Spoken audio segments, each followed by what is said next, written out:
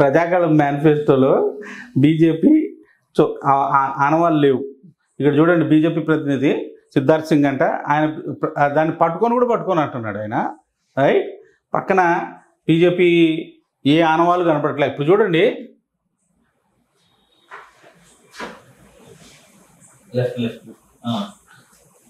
Lok Sabha election 2022 Modi stamp missing from NDA manifesto in Andhra Pradesh. వాళ్ళు ఇచ్చే అన్ని గొంతెమ్మ పథకాలన్నిటికీ నేను బాధ్యుడిని కాదు అని డైరెక్ట్గా మోడీ గారు ఈ మనకి మెసేజ్ ఇచ్చేశారు. రేపు గెలిస్తే వీళ్ళిద్దరిదే బాధ్యత, మోడీని అంటానికి వీల్లేదు. రేపు మళ్ళీ ఇదిగో కూటమి పెట్టుకున్నాం కాబట్టి సెంటర్దే బాధ్యత అంటే కుదరదు. సో బేసికల్గా ప్రజాగళం వీళ్ళిద్దరిదే ఈ మేనిఫెస్టో. బీజేపీది లేదు, బీజేపీ అసలు ఇన్వాల్వ్మెంట్ లేదు. అది కూటమి అంటారా? అది ఏమంటారు?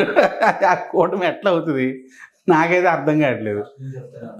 ఫస్ట్ నుంచి చెప్తానే ఉన్నాం, మనమేమి ఇప్పుడు చూడండి, మనమేం సొంతంగా చెప్పేది కాదు, మనం ఎప్పటి నుంచి చెప్తా ఉన్నాం. మనం కూటమి అసలు వర్కౌట్ అవ్వట్లేదు, గ్రౌండ్ లెవెల్లో జల్లింగ్ లేదు, టీడీపీ వర్కర్స్ అందరూ ఇంకా బీజేపీని తిడతానే ఉన్నారు, కాబట్టి బీజేపీ ఓపెన్గా వచ్చి సపోర్ట్ చేయట్లేదు. అది చెప్తుంది. ఓపెన్గా ఎంత సపోర్ట్ చేస్తుంది? నువ్వు కింద నీ న్యూస్ పేపర్లని నీ వాటిలో అంతా తిడుతూ కింద నీ క్యాడర్ అంతా కూడా నెగిటివ్గా మాట్లాడుతూ ఉంటే పైకి ఇన్ఫర్మేషన్ పోదా? వాళ్ళకి అన్ని ఇన్ఫర్మేషన్ ఉంటుంది సెంటర్లో, అందుకని చూసి చూడనట్టు ఉండమని చెప్పారు బేసికల్గా. సో ఇప్పుడు కూటమి వర్కౌట్ కావాలంటే ఏం చేయాలి సార్? కూటమి వర్కౌట్ కావాలంటే ఫస్ట్ పబ్లిక్ అపాలజీ ఇవ్వాలప్ప. ముందు పబ్లిక్ అపాలజీ ఇవ్వాలి, దండం పెట్టాలి. ఎవరు? నేను తప్పు చేశాను, పోయినసారి మోడీ గారిని అటాక్ చేసి ఆయన మీద తప్పుడు అబండాలు వేశాను, నేను పోలవరం ప్రాజెక్టులోంచి 2000 కోట్లు తీసుకెళ్ళి కాంగ్రెస్ పార్టీకి ఇచ్చి తప్పు చేశాను అని ఒప్పుకుంటాడా క్యాండిడేటు? పెండియాల శ్రీనివాస్ రెడ్డి ఆయన పిఏ తోటి 100 కంపెనీలు పెట్టించి కాంగ్రెస్ పార్టీకి ఫండింగ్ చేశాడా లేదా? అప్పుడు ఛత్తీస్గఢ్లో, మధ్యప్రదేశ్లో, అక్కడంతా రాజస్థాన్లో ఎలక్షన్స్కి అప్పుడంతా 2000 కోట్లు తీసుకెళ్ళి ఇచ్చాడు ఏటీఎం, అందుకనే అన్నాడు మోడీ గారు. సో ఈ విషయం మీకు ఈ తెలుగు ప్రజలకి తెలియనివ్వడు, ఎందుకంటే మీడియా అంతా వాళ్ళ మీడియానే కదా.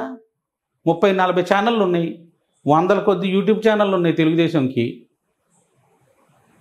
అది 3 ఛానళ్ళే కాదు, చాలా ఛానల్స్ వాళ్ళయ్యే, బయటికి కనపడరు అంతే. సో వీళ్ళు ఏంటంటే 30 మంది ఒకటే మాట మాట్లాడుతుంటే జనాలు అదే ఒప్పుకుంటారు కదా. 10 మంది ఒకటే మాట మాట్లాడుతుంటే అదే నిజం అనుకుంటారు కదా. ఆ రకమైన చేసే మీడియా తెలుగుదేశం మీడియా. సో ఇప్పుడు బేసికల్గా ఏం చేస్తే ఇది అవుతుంది అని చెప్పాలంటే ఫస్ట్ పబ్లిక్ అపాలజీ చెప్పాలి. నేను మిస్టేక్ చేశాను, నేను కష్టపడ్డాను, నేను చేసిన మిస్టేక్కి ఆంధ్ర ప్రజలందరూ కష్టపడ్డారు, I'm very very sorry, Modi గారు చేయని తప్పు నేను ఆయన మీద వేశాను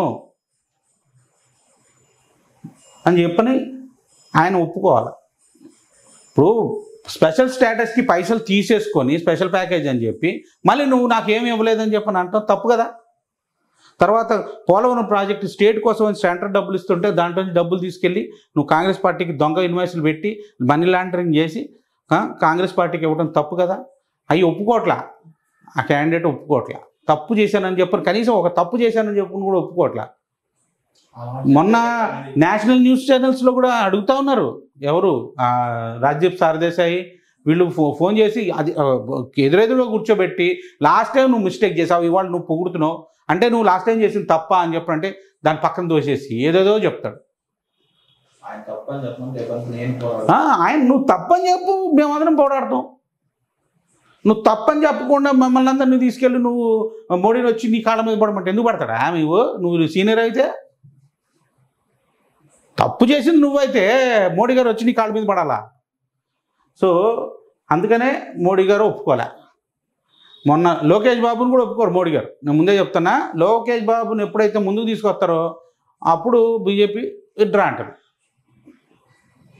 మేము మీకు సపోర్ట్ లేదు, అసలు ఆల్రెడీగో అంటనట్టు ఉందా లేదా? ఇక్కడ ఈ చేతులు ఏది మేనిఫెస్టో మేనిఫెస్టో లేదు, ఉత్తి ప్రజాగళం మేనిఫెస్టో. ఈ ప్రజాగళం ఎవరిది అన్నట్టు? అక్కడ మోడీ గారి ఫోటో ఉందా? లేదు. సో ఇది అబ్బాయి ఆంధ్ర పాలిటిక్స్ చాలా మీ ఎవరికి కావాలంటే వాళ్ళకి వేసుకోండి. మోడీ గారికి ఏం పట్టదు, ఎవరికి వేసుకున్నా వాళ్ళు ఏం పట్టించుకోవట్లేదు. బేసికల్గా వాళ్ళు మిగతా రాష్ట్రాలన్నీ ఈసారి అటాక్ చేస్తున్నారు. ఈసారి ఫస్ట్ మోడీ ఇండైరెక్ట్గా చెప్తున్నాడు. ఇప్పుడు చంద్రబాబు ఏం చేశాడంటే ఇండైరెక్ట్గా మొన్న తిట్టినోడు ఈరోజు పొగుడుతున్నాడు. ఇండైరెక్ట్గా నేను తప్పు చేశానని చెప్తున్నాడు. వాళ్ళు డైరెక్ట్గా చెప్పమంటున్నారు, నేను తప్పు చేశానని వాళ్ళు డైరెక్ట్గా చెప్పమంటున్నారు. అది జరక్క ఈ పొత్తు ఇదంతటికీ కారణం ఈ క్యాండిడేట్ యొక్క అహంకారమే, ఇంకేమీ లేదు. ఇతని అహంకారం వదులుకొని నిజం ఒప్పుకుంటే అప్పుడు మోడీ గారు దిగుతారు, అప్పుడు మళ్ళీ గెలవచ్చు. కాబట్టి అది జరిగేంత వరకు ఇది కూటమి గెలుతుందని నాకు నమ్మకం కదా. Very very sorry to say, very very sorry to say, BJP ఉండంగా ఆ పొత్తు గెలవకపోవడం అనేది చాలా బాధాకరం. అయితే ఈ క్యాండిడేట్ వల్ల ఎవరు మనం చంద్రబాబు 40 years ఇండస్ట్రీ ఏంది అందరినీ ఆకట్టుకోగలిగే మనిషి తీసుకుపోయి ఏంటంటే రాఫ్ట్ ఫౌండేషన్ వేసి బిల్డింగులు కడతానని చెప్పని అది తీసుకుపోయి అమరావతిలో పెట్టాడు. అది అసలు లొకేషనే కాదు. అది తీసుకుపోయి అక్కడ పెట్టడం పెద్ద తప్పు చేశాడు. మనకి రావాల్సిన డబ్బులన్నీ విడుదల చేసి పడేశాడు. ఇప్పుడు క్యాపిటల్ సిటీ హ్యాండ్ నుంచి వచ్చింది, ఇంకోసారి ఇమ్మంటే ఒప్పుకుంటారా? వేరే రాష్ట్రాలు ఒప్పుకుంటారా? ఏంది వాళ్ళకి మాటికి ఇస్తున్నాం అని చెప్పని అనరా క్యాపిటల్ సిటీ కట్టుకోవడానికి? సో బేసికల్గా మరి ఈ పవన్ కళ్యాణ్ పరిస్థితి ఏమవుతుందో నాకు అర్థం కావట్లేదు. రేపు ఎలక్షన్స్ అయిన తర్వాత చూడాలి. అసలు ఉంటాడా పోతాడా తెలియట్లేదు నాకు. యాక్చువల్గా ఆయన చీఫ్ మినిస్టర్ అవుతాడేమో అని అనుకున్నాను నేను కూడా, కానీ ఈ రోజున ఆయన తొక్కేసే ప్లాన్లో ఈయన ఉన్నాడు అనిపిస్తుంది నాకు. బేసికల్గా రేపు ఎలక్షన్స్ అయితే కానీ మనకు అర్థం కాదు ఏం జరుగుతుందని. ఓకే, మళ్ళీ ఎలక్షన్స్ తర్వాత ఈ కూటమి గురించి మనం మాట్లాడదాం. జై హింద్.